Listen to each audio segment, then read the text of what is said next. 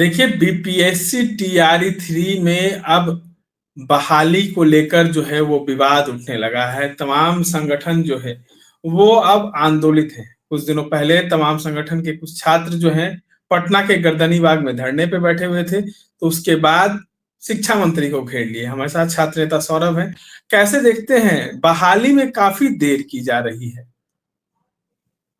बहुत बहुत धन्यवाद आपको। अभी निखिल जी, 2-3 तरह के आंदोलन की जो है बात चल रही है। पहला जो हम्म। प्रोटेस्ट चल रहा है वो चलेगा 5 तारीख यानी 5 मई को। उसको लेकर जो ज्वाइनिंग है, क्योंकि आपने देखा होगा कि टीआरई 3 में 87,000 जो पद थे, उसको लगभग अभी भी लगभग उसमें 35,000 से 30,000 पद रिक्त है। फिर भी 9 तारीख को 9 मार्च को माननीय मुख्यमंत्री जी ने पटना के ऐतिहासिक गांधी मैदान में और उसी दिन तमाम जिलों के जो विभागीय मंत्री थे, लोगों को शिक्षक जो पद पर नियुक्त हुए हैं उनको उन्होंने नियुक्ति प्रमाण पत्र दिया। लेकिन लगभग 2 महीना बीत गया है, अभी तक लोगों को आपने ज्वाइन नहीं कराया। स्कूल का आवंटन में किस प्रकार की देरी हुई, कहीं कुछ आप बता रहे हैं गड़बड़ी हो रही है, कहीं प्रखंडों में सूची मांगी जा रही है, कहीं जिलों से सूची मांगी जा रही है। तो इन सब गतिविधियों में जो गड़बड़ी है, इसका तो ठीक करने का जिम्मा तो शिक्षा विभाग को है। तो जी। आखिर उन लोगों का क्या गलती है जो नियुक्ति प्रमाण पत्र ले लिए लेकिन अभी तक। तो मुझे लगता है कि बिहार पहला प्रदेश होगा जहाँ पर बहाली से लेकर नियुक्ति प्रक्रिया तक प्रोटेस्ट होता है।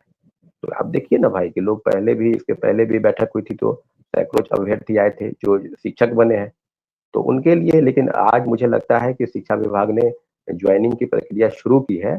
कुछ लोगों को हम्म। जो स्कूल में आवंटन है उन्होंने काम करने का शुरू किया है। तो ये एक दबाव बनता है कि हर एक प्रोटेस्ट के तो पहले, हर एक प्रोटेस्ट के बाद कुछ चीजों को बदला जाना।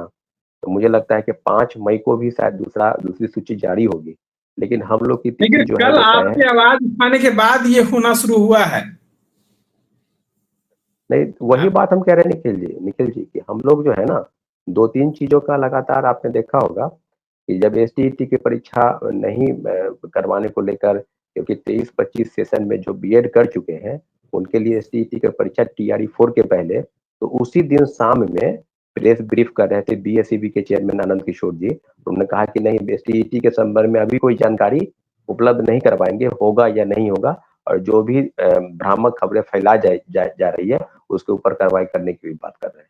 तो निखिल जी, हम लोग 5 मई को जो तिथि तय है प्रोटेस्ट को लेकर ज्वाइनिंग, और उसके पहले जो उसके बाद 6 मई को सप्लीमेंट्री रिजल्ट को लेकर प्रोटेस्ट होना है। इन दोनों मांगों को लेकर हम लोग सड़क पर उतरने की तैयारी कर रहे हैं।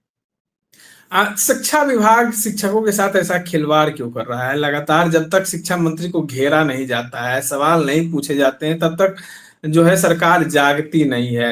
लेकिन जब सरकार से सवाल पूछा जाता है तो लाठी डंडे से बात की जाती है। शिक्षा विभाग नहीं, बिहार की तमाम एजेंसी ऐसी ही हैं जो घोर लापरवाही का जो है ना शिकार बनी है लगातार। कोई चीज ऐसा नहीं है कि परीक्षा होती है तो पेपर लीक होता है, धांधली सेटिंग होता है। और शिक्षक बहाली में तो तीनों फेज की बहाली प्रक्रिया गलत तरीके से आयोजित हुई। टीआर 2 के पेपर लीक थे, टीआरई 3 के पेपर लीक थे। तो हम लोग तो कह ही रहे हैं ना भाई कि आप बेहतर तरीके से यहाँ काउंसलिंग सही ढंग से नहीं करवा पा रहे हैं। जो बीपीएससी और शिक्षा विभाग कह रहे थे कि हम कराएंगे काउंसलिंग, और शिक्षा विभाग ने काउंसलिंग कराया, तो फर्जीवाड़ा तो व्यापक तौर पर हुआ है। के पाठक उस समय थे प्रधान सचिव मुख्य शिक्षा विभाग के, अतुल प्रसाद जी थे बीपीएससी के चेयरमैन।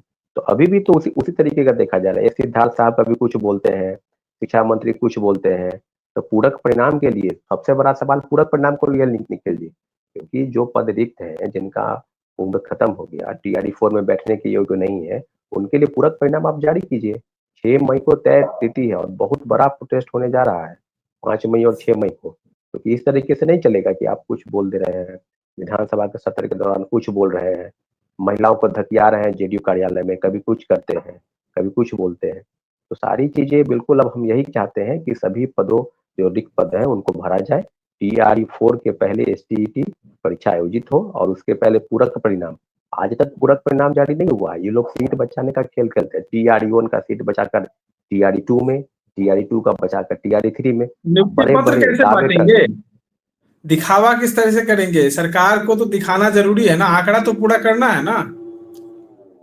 तो वही तो आंकड़ों की बाजीगरी है। टीआरई 2 1 में कहते थे कि 1,70,000, फिर 1,20,000 पर आ गए।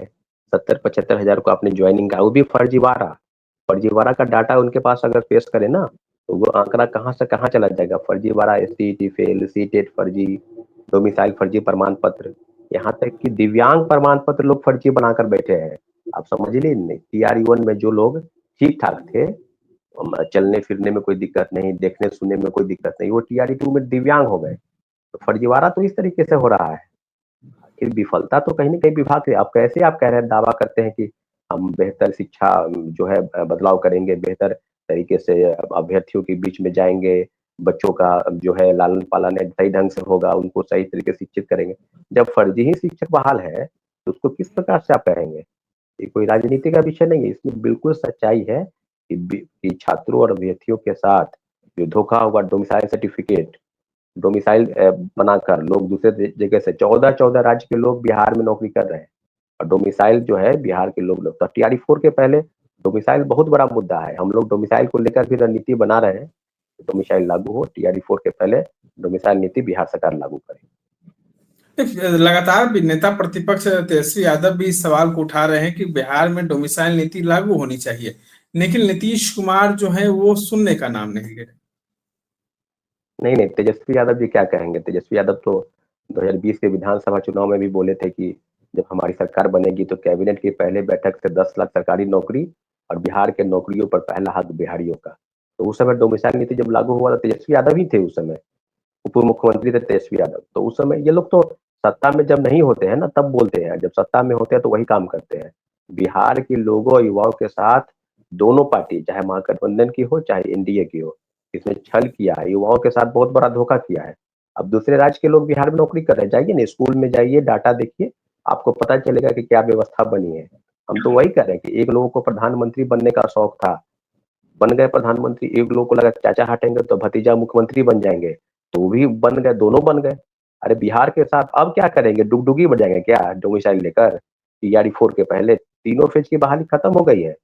हम सभी नौकरियों में, बिहार के सभी नौकरियों में डोमिसाइल नीति लागू करे सरकार, हम ये मांग करते हैं। तीनों फेज की बहाली खत्म हो गई तो फिर आप डुगडुगी बजाने आ गए कि डोमिसाइल नीति, डोमिसाइल नीति। तो ये खेल हम लोग भी समझते हैं, सभी युवा समझते हैं कि किस तरह का खेल चल रहा है।